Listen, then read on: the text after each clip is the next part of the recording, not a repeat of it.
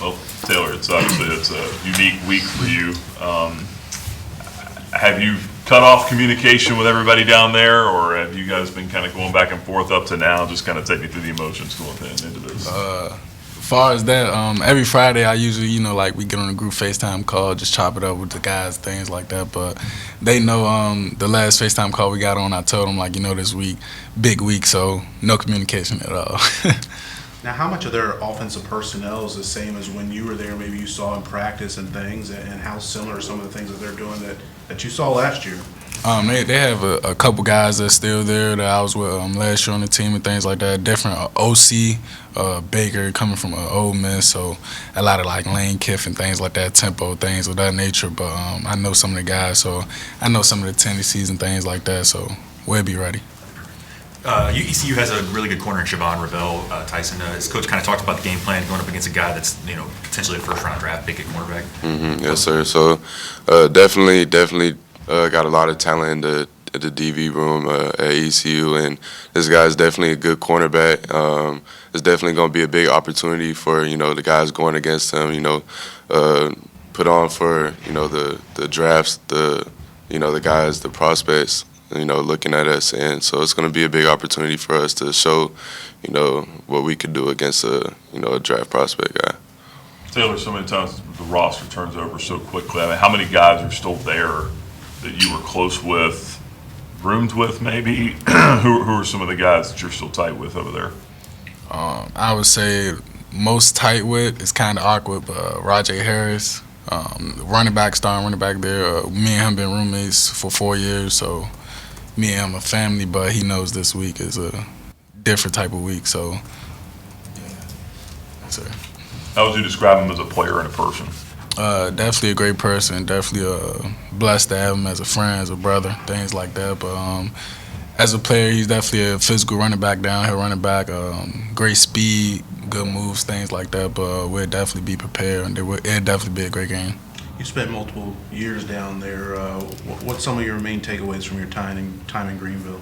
I would just say main takeaways is just blessed to get my degree there first and foremost. But I just definitely say the brotherhood, friendship I actually built there. Definitely a lot of great brothers, things like that. But I'm definitely blessed to be here at Liberty University. I have a brotherhood here, and we'll be ready to go. Tyson, how much do you feel like each game you're growing in that the trust factor, just being comfortable with Caden, him comfortable with you? Do you feel that game in, game out? Yeah, so I feel like every game has just been a stepping stone.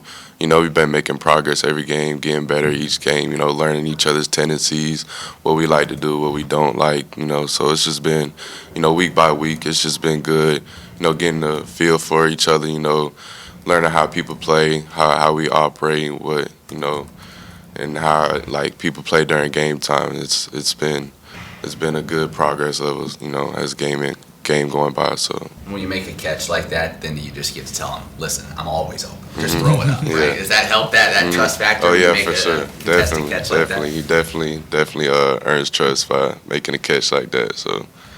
Is there a feeling that what's happening in practice is carrying over to the game now? I mean, I saw you make an acrobatic sideline catch in practice. I don't know if it was good as the one on Saturday night, but a couple weeks ago you made a pretty good catch in practice too, going over a guy. Do you feel like some of that stuff's starting to carry over into games now? Yeah, for sure.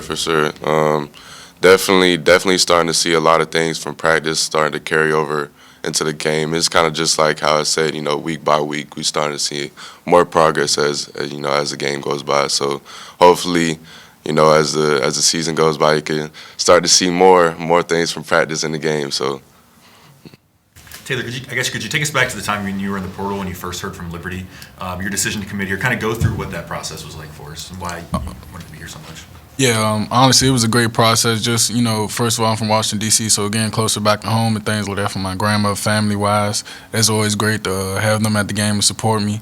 The second of all, I would say, just getting reached out from Liberty, Coach Chadwell, Coach Lynham, Coach Taddy, just meeting those guys and then just having a great relationship on the phone before even coming up here on the official visit. So it was just always like a connection there, and then just getting up here to the campus, seeing the campus, being up here, meeting the guys, meeting my brotherhood now. So it was just great all around. Tyson, if Quentin can't go on Saturday, what is the what does that do to the dynamic of the offense? You know, what's the identity become at that point? I mean, you know, we still, other than Quinn, we still got, you know, a lot of talent in the running back room that could still go out and make something happen. I'm pretty sure, as y'all seen, you know, we've got a lot of talent at the running back room. We also got a lot of talent at the wide receiver room. So, you know, with Quinn being down, you know, we got a lot of guys at the running back room that could step up. But, you know, it also opens space for the wide receivers in the passing game. And so, you know, we just got to execute and find the things we could do to just win the game and do the things we can and come out on top.